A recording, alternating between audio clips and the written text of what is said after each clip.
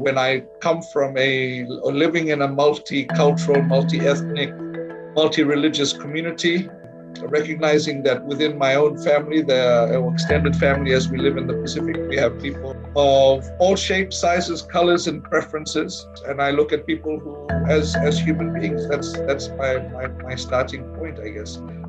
As I mentioned earlier, the greatest commandment given by Jesus in the Christian scriptures is to love one another and to love the Lord your God with all your heart, soul, mind, body, and strength, and to love your neighbor as yourself. And I think this is for me, the crux of the matter. If we recognize that at the heart of particularly the Christian faith is love, and particularly love and a sense of justice and righteousness for those who are the least among us. This means that we are called to engage and have not just solidarity, but work to support and care for those who are the marginalized in our community.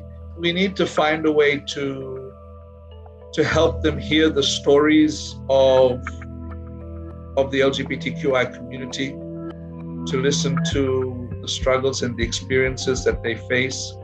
But I think one of the key things that we can do is really to try and have very sustained dialogues, and this is what's been done on a number of issues.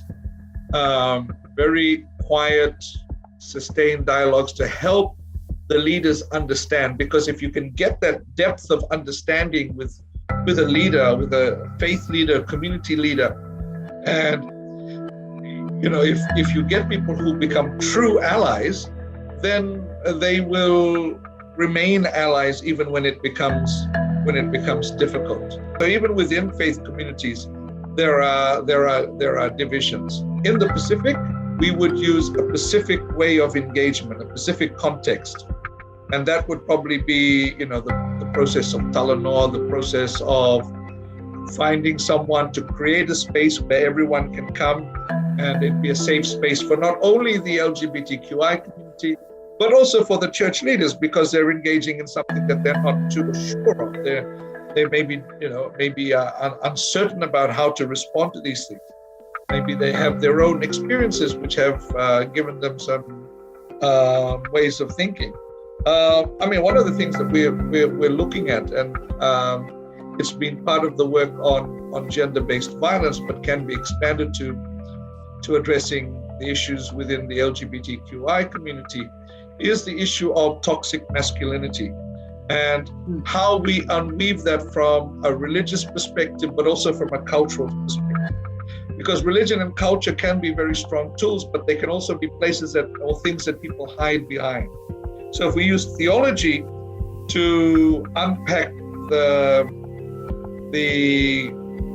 spiritual or theological bias, then people go and hide behind culture. And I think that's the thing, to really understand the context and develop responses that speak to the context rather than just importing models that work elsewhere. I think maybe it's a very simple way in which I approach this is really about